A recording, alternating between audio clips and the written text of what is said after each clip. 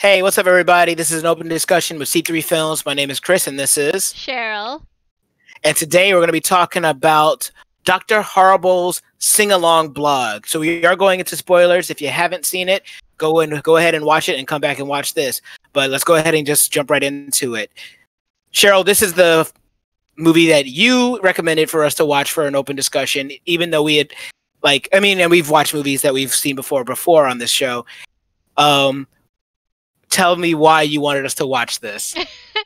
It's one of my favorite things ever because it's so unique. We were talking a little bit about the awkward length where it's too short to be a full-length movie, but it's too long to be a short movie. But it doesn't matter because it's so solid that it doesn't feel weird to me when I watch it, like the length of it. It didn't feel too long, it didn't feel too short. Okay, maybe I felt too short because I wanted more, but there's just, yeah, fangirl. But I do have to say that the beginning is a little bit slow. He does kind of talk by himself for like 5 minutes before the first song starts. And at the very first time I watched it back in 2008, I was actually like, what a drag. And I didn't even know who Neil Patrick Harris was. I didn't know who Nathan Fillion was, and I didn't know who Felicia Day was.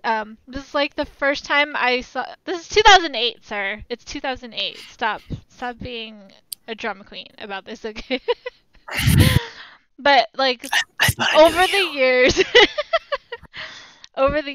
I'm just like, how like amazing is it that Joss Whedon? I didn't even know who Joss Whedon was. It's just, I know. It's like all of my favorite actors and director. It's like no wonder I like it so much. But like from the music to the structure, like the structure is it's pretty cookie cutter, I would say, because they even break it down into three 3 acts. Episodes, yeah. So, but they're literally the acts. So like cleanly separated for us to like know, like, okay, this is where we are at. But like the writing is so clever, the writing is so funny, like the jokes are so funny. Like I still laugh. Like I watched it 3 times in the last 2 days. And the songs are so great. But I'd have to say my favorite song is when it's the first song in Act 2 when they're having a duet between oh yes, yeah, it's called while they're on a date and stuff. Yeah, when Captain Hammer and Felicia Day Penny are on a date at the homeless shelter. Yeah. And then Dr. Horrible kind of drops in on them.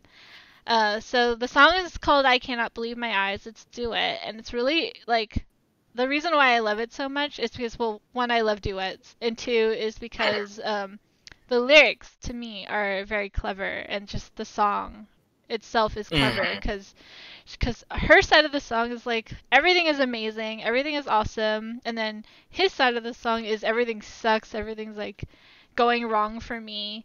And they have like rhymes where like they're saying at the same time, filth and lies versus growing wise, like everyone's growing wise. And so you could see that like parallel and that divide. They literally had a divide.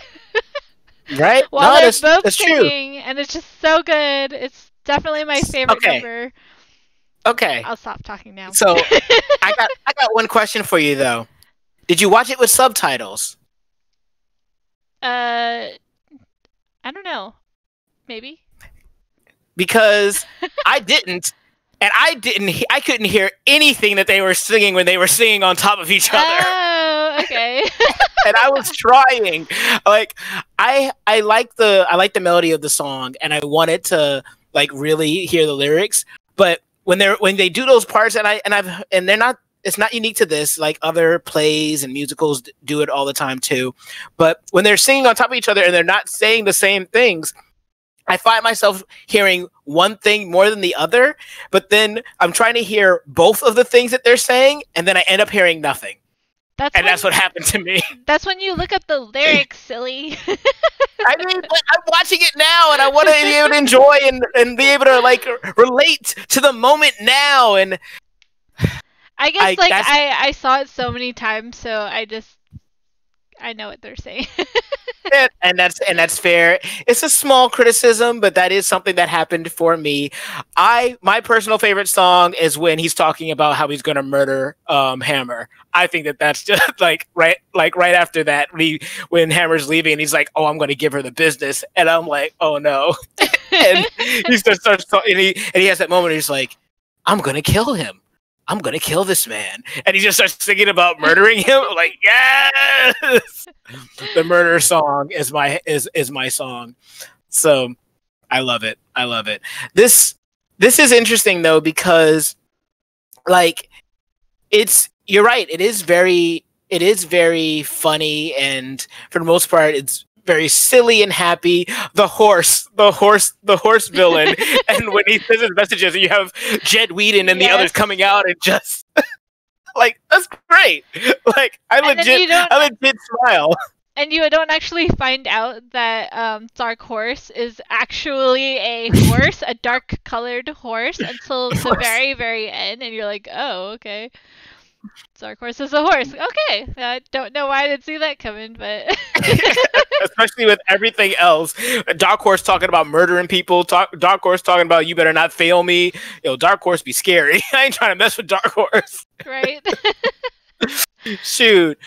But I think but we have to talk about the giant dark horse in the room. And that being that this is still something written by Joss Whedon, a man notorious for murdering his characters, right? Like specifically the ones that you love. And I knew going into this movie what was going to happen, and we already gave a spoiler alert. But like when Felicia Day's character dies, it feels like it's out of nowhere because this is such a happy thing. It's like we're happy, we're having fun, we're making jokes. I mean, yes, but I'm not gonna lie. I'm not gonna say that I wasn't surprised the first time I saw it. Maybe that's why I like this movie so much, because she dies. But if you really think about it and you break down the characters, he's a villain. Dr. Horrible is a villain, and villains usually don't get their way in a story, but in this movie he's the hero. Like, he's our hero, and we want him to win, and he does win, but he actually loses, and the whole time throughout the movie he's not getting the girl. Like, and she is the thing that is kind of causing his personal destruction. So in a way, she is the villain.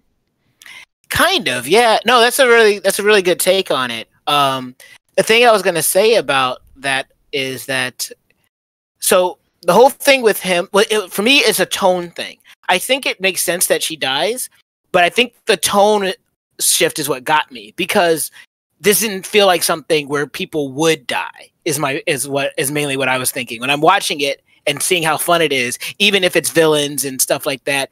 It doesn't seem like something where death would happen. Even it feels like, even if like it ends, like however it's going to end, like everyone's still going to be alive, but maybe people are like, in different places, or they're back where it started, or she doesn't end up with anybody. So it was just the fact that actual death occurred is what caught me off guard, because the tone didn't lead me to believe that someone was going to die, especially by getting impaled. I mean, Dark Horse did tell him to kill somebody, so... Yeah, but I still think that it's going to be funny. I still think it's going to, like, based off of what we've seen so far, maybe it'd be different if, like, I saw someone murdered or someone died, like, up until that point. But literally, the first death that happens in that movie happens at the end. Yeah. So it caught me off guard. But to your point, though, and I think this is a really good point, about, like, him being... he's the villain, but he's the hero, and the villain doesn't usually get what he wants. I'd actually argue that he does get what he wants, but the story is be careful what you wish for, because what he wants is he wants the girl, but he also wants to be in the Legion of Doom, or this universe is the League of Evil. Yeah.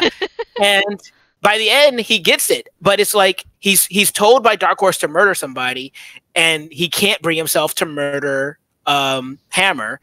And so through happenstance, he is attributed with the murder of Hammer's girlfriend, which is Felicia Day. So he doesn't actually kill anybody, but he still gets what he wants. He gets to be in the League, but then he realizes that what he wanted may not have been what he really wanted, because he doesn't get the girl. And literally the movie ends with him saying, "I feel nothing." And then it's credits. And it's like, oh no. Oh, yeah. I thought we were having a good time. That is true. And literally the last shot of the movie is him doing his blog, but it's like he always does his blog with his Dr. Horrible outfit, but the last shot was his frame of the blog, but he's just wearing street clothes. Yep. So it's like he got stripped away. Yeah, and even that edit, because that edit is him singing, and he's loud, he's verbose, like he's entering into the door, and then it just hard cuts, and he's sitting there like you said, and he's just like, "I won't feel a thing," or whatever, however he says it. But it's not musical, it's just plain. He's saying it directly to camera, straight faced, and then his credits. And I think that's one of the things that really just got me about it, is that like you go through the entire thing thinking, "Oh, this is funny. Oh, this is great. Like, we're having a good time." And then you get to the end, and it's just, no, this is still a Whedon property. And we are ending on a dour note. The girl died, and the guy that we were rooting for gets what he wants, but doesn't get what he wants. And then that's the end. Do you want to talk about no catharsis? No catharsis. That was that should have been the theme of the movies that we decided to watch. It should have just been no catharsis. It's not what you think. You're not going to be happy at the end of the movie like you thought you would. Right? But I was happy. I guess you're right. I forgot that I wasn't happy at the end because I was having such a good time with the rest of the movie. Yeah, well, I guess when you realize, when you know what's coming, then it's easier to like enjoy it, and that's fine. But yeah, like on that first viewing, I remember feeling like, of course, this is Joss Whedon. Why would I expect anything less? Mm-hmm. I definitely got the feels when she died. I was like, I remember this happened, but then at the same time, I was like, yeah, someone died. You were so dark. It's not like I want people to die. I just like that it's not what you expect. Oh, like I thought you were gonna say it's not that you want people to die. It's just that you like when it happens. It's not that I want people to die. It's that I want people to die. You want them to die horribly. You have a PhD in horribleness. Remember, do not bounce the Wonderflonium. You look horribly familiar. That one got me. I was laughing so hard. Oh, bro. That was totally on purpose. He knows how you look. Yeah. I really do like the play that they had on the word horrible. Because even like in that one of the last songs when the showdown when Captain Hammer is frozen and he was like, "Tell everyone it was horrible." In the song, and then he was like, "Oh, it's Dr. Horrible, spelled H-O." H-O, 2 R's. 2 R's. Oh gosh. Yeah, no, it's a fun little thing. It's on YouTube. So like if you haven't watched it, you can watch it on YouTube. and it's only like 42 minutes, so it's really short. It's basically it's less time to watch than an episode of something on Netflix. So you know you can get done really and pretty quickly. But yeah, I mean, I don't really have much else to say. I enjoyed it. I enjoy, this is like Whedon at his finest. You know, when you watch the Buffy episode, the Buffy musical episode, it's got it flashed me back to that watching this. You know, it's great. It's clever writing, it's clever words, like you said, clever lyrics, and then it's still storytelling, and it's still like consequences. And I think that's one of the things that I personally like so much about it, is the fact that it is that tale of be careful what you wish for, because it might come true. But what's it going to cost if it does come true? And then you find out that the thing that you wanted is not the thing that you needed, which, to be fair, is the thing that Wonder Woman 84 was trying to do. But this is something that did it a lot stronger. Yeah, for sure. I mean, I could talk on and on and on about this movie, but I won't. What else do you want to say? Say what else you want to say, because maybe I'll have something to say based off what you say. Tell me what else you got. I mean, the music itself was just like, there's a lot of numbers. Surprisingly, not a lot of dance. There's like no dancing for a musical. Well, how many songs? There's like 6 or 7, right? Or is there more than that? I think there's 10. Oh. Yeah. Really? If you count like, because they do like reuse a theme. Like that's the other thing. Like, this is what Avengers lacks, everyone. Musical motifs. There's a theme for everything. Everyone has their own theme. They have their own song. Even Captain Hammer has a song. Isn't that like the Manly song? Was that what his song was? He's man's gotta do what a man's gotta do. What a man's gotta do. The only doom that's looming is in loving me to death. So I'll give you a sec to catch your breath.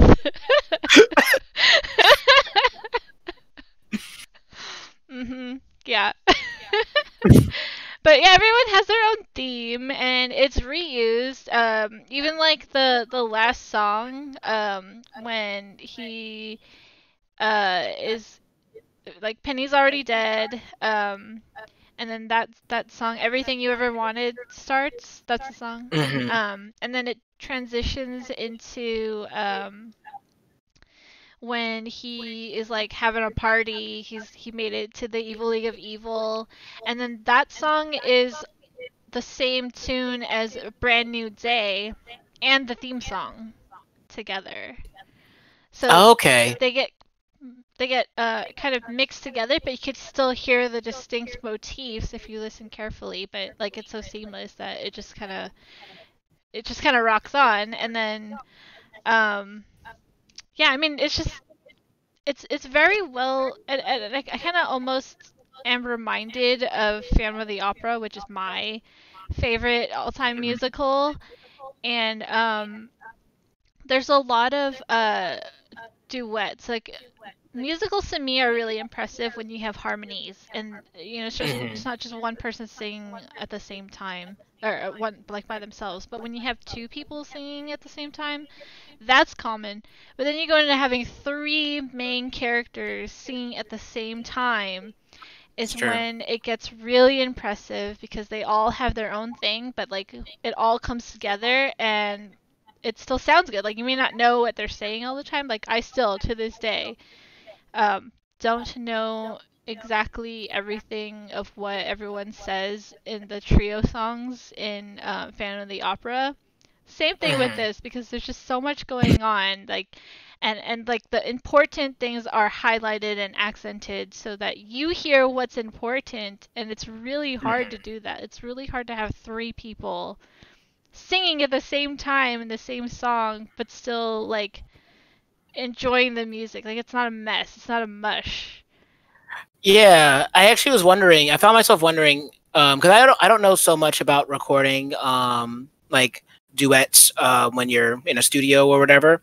But I was wondering how they were able to harmonize all three of these characters, because I imagine, because when you're doing film, you want to get clean audio, so you're trying to get these audio, like each individual character's audio by himself, and then later on you can lay them together. But I was wondering, like, for this, with these three actors singing, did they do a pass with all three harmonizing together so that they could kind of get an idea, and then after that separate them and record each of their segments like individually? And then if they did that, how did they get it so that they were able to be so perfect that those three separate tracks were able to be just laid on top of each other and have it work and have it just work? Because the thing, part of harmonizing is being able to go off of what you're hearing the other person do, as well as at least I would imagine. Mm-hmm. So like that, you're right. That is something that is very impressive. First of all, on Broadway they do it live, so yeah, you just practice. Second of all, I'm pretty sure that when they did the sound recording for this movie, that they had individual recordings, but it's also possible that because I can't remember the behind the scenes thing that I watched, also on YouTube, but it's possible that they had like each soundproof booth and at the same time wearing headphones so they could hear each other but still get individual clean audio. That would make sense. Yeah. Okay. Yeah, because it makes sense on Broadway, because you're doing it live, you're hearing the other person and they're in the room with you. But I feel like it'd be very hard to harmonize with someone where you're not actually hearing them in the room with you.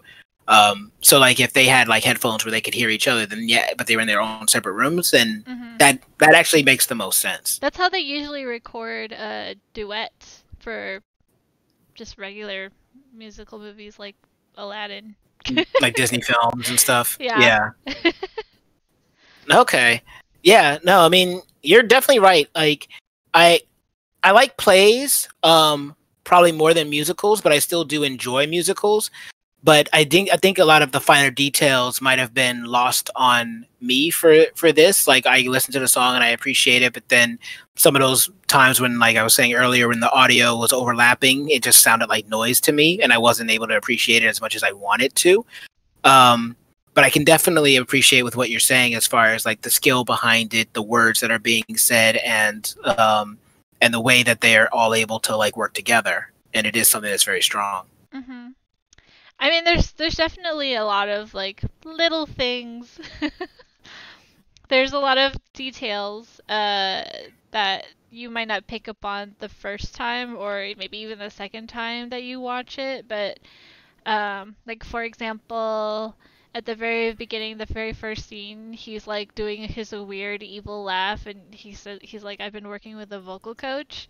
And at the very end of the movie, he does this laugh, and it's like, it's such a good evil laugh, and it's like, he's been practicing.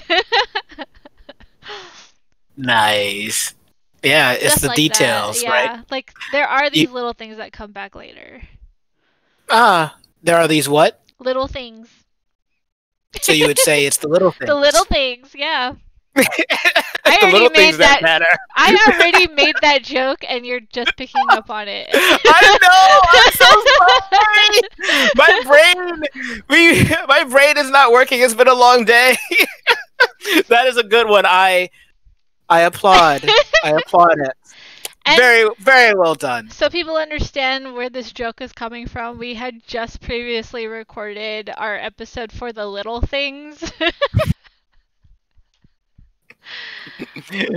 Exactly. So this is fresh on. It makes total sense. You're watching this like weeks later, but trust us, it made sense at the time when we recorded it. Oh man. All right. Well, what else you got? I can leave it at that. There's a lot of cute little jokes in there. I'm not gonna list them all out because there's too many. There's too many favorite things, but I'm gonna leave you with this. There's a third, like, you know how people have layers? Mm-hmm. So there's a third, even deeper level that's just the same as the first layer. exactly the same as the first year. Oh, yeah, it's cheesy. Like a pie. Like Cheesy on the outside.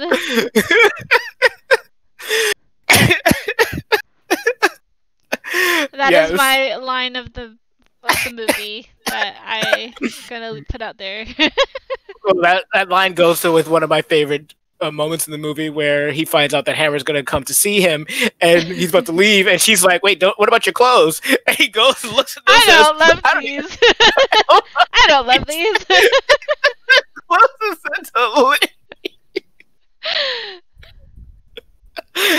oh man, it's Nathan great. Fillion is he's so good and he's so funny in this movie.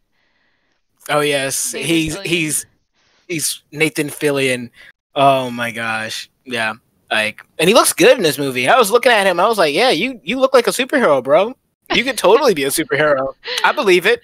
I like how, like, when he's singing his number, he's like, a man's gotta do it. What a man's got to do. I like how he's not like macho. He's just like, yeah, right. Oh man! Oh, and how he pushes Felicia Day into garbage. Oh yeah. And then she swoons over him. I know. Dr. Harbaugh's like, "Did you forget that he pushed you into garbage? Exactly. Are we not going to talk about that?" And then he didn't even need to push you because I literally stopped the car. Right. You would have been fine. I would have saved you. This movie's so good. It is, and like I think that's the thing that we're starting to like, or not starting, but that we know we really appreciate about movies are the details, and the details that come back. That's what like really makes it so that we can enjoy something, because it shows that the creators put a lot of attention into the film and thought, yeah, and it makes it more fun to. It makes it fun to watch in the first viewing, but it makes it even more fun to go back and watch it again, which you've watched it like 500 times at this point. I don't even know how many times. I bought it too, so I have it somewhere. You gave them money too. It was only $5. I mean, hey, it's fun. It's worth it. It's free now, but yeah. I should buy the soundtrack. By the way, I heard that they're gonna have a sequel, but I don't know if that's true. Cause I think Joss Whedon was like in a Comic-Con or something, and everyone was asking him if there's gonna be a sequel, and he said he said something about like the thing that we have to understand is yes. Wow. That's a great response, by the way. But it's been so long and nothing's happened, so. When you said this was 2008, Dr. Horrible? Yeah. Wow. And it's been so long, so. That's crazy, because I didn't see Dr. Horrible until 2013, I think. Or no, maybe 2012. 2012 or 2011, actually. But it was a while. I didn't see it when it came out, clearly. Mm-hmm. I didn't realize that. Okay. Well, yeah, it has been a long bit. At least NPH is still around and doing stuff, and so is Nathan Fillion. Doing the Tonys and everything. I mean, I guess the other thing that I really love and find inspiring about this movie is just thinking about like it being Joss Whedon just doing whatever the heck he wanted to do. Right? Yeah. It was a low budget film, and he just basically got a bunch of his friends together to make this project. Like he and Nathan Fillion always work together, and obviously his brother and such. So he's really just like a director, a guy that people want to work with, and they all came together and made this cheap film. Yeah. They built a world where you could have this device and throw it on top of a car like 2 blocks away, and it lands on the car and it controls the car. Like, it's cheaply made. It's a fantastical world where people have powers. Like, there's moist hourglass. Right, or like what they were saying down in the chat, the dream where your buddies are professional actors and you yourself are also a well-known television director and television producer that also comes from a family of TV producers and writers. Mm-hmm. Yeah.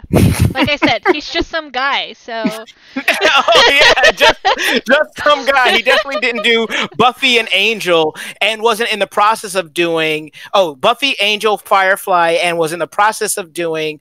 Oh man, I forgot that show, what it was called, with Eliza Dushku, because that was in like 2008 as well. Man, I forgot what the name of that show was. But anyway, point is, and that's not even the first. Those weren't even his first writing credits. So yeah, I mean, it is kind of a perfect storm of everything that you'd want. Like you're a well-known like writer, director, producer. And you're working with well-known actors that are also your friends. So, I mean, it's a lot more doable in that case. So, but I mean, the fact is, at least he still went and worked outside the studio system, and he was in the position where he could do that. Just do what you want. It's still inspiring. So, but no, anyway, absolutely. Well. I think that's all for me. I could talk more, but, it's been 30 minutes, so. Okay, well, let's go ahead. We're going to cut it there. But did you guys see Dr. Horrible? What did you think about it? And whatever you thought, go ahead, leave us a comment. And while you're down there, if you could like, share, subscribe. But even if you don't, though, I've been Chris, and this has been Cheryl, and we'll see you guys next time.